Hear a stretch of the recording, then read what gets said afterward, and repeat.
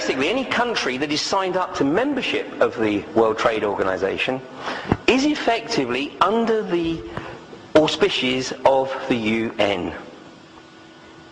So anything that the World Trade Organization deems to be law, the member countries have to abide by it. And I'll give you one example that you won't be aware of. The World Trade Organization have deemed it quite legitimate for the US to export its hormone-impregnated beef. And it sees no reason why any nation, certainly any member nation, should reject the importation of contaminated beef, i.e. contaminated with the growth hormone.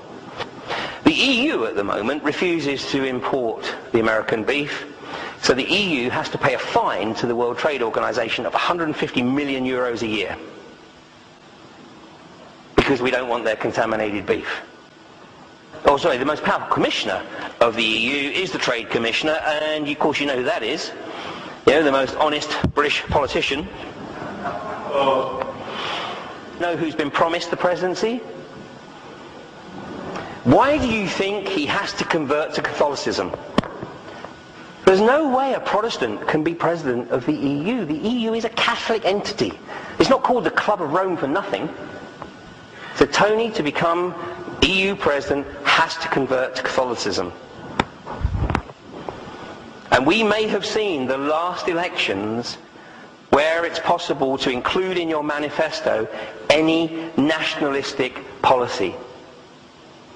Because under the EU constitution, it will be illegal for any political party to campaign or have within its manifesto any nationalistic ambitions. In the US alone, there are over 106,000 deaths every year, and catch this next bit, from properly prescribed medicines, taken exactly as directed.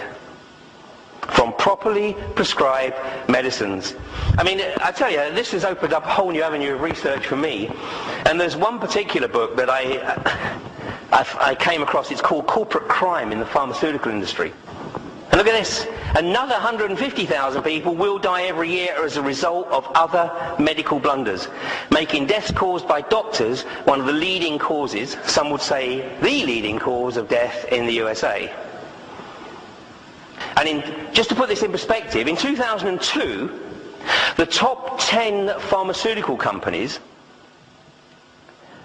earned more in profits than the rest of the 490 companies in the Fortune 500 put together.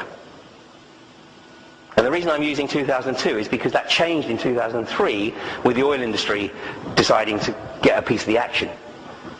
But this is the magnitude of the profitability. Any idea how many people die from terrorism? None. Big fat zero. And yet we have a war on terror. But, you know, basically, fundamentally, what's killing people is not terror. It's the pharmaceutical industry.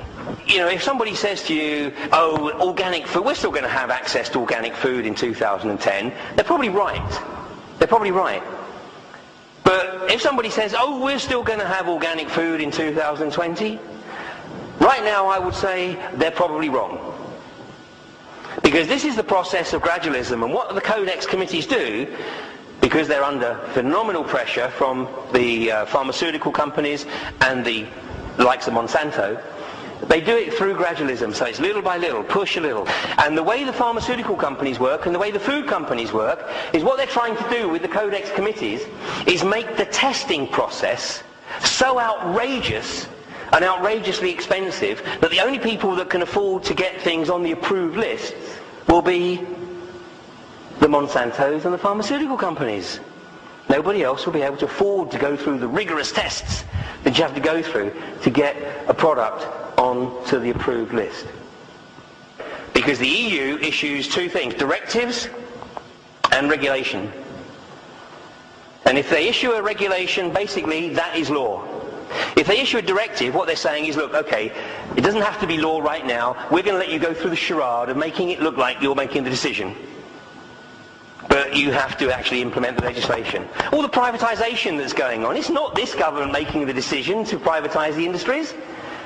It's like the German government's not making the decision to privatise the Dutch railway system, or the French making the decision. It's EU directive that's coming down the chain.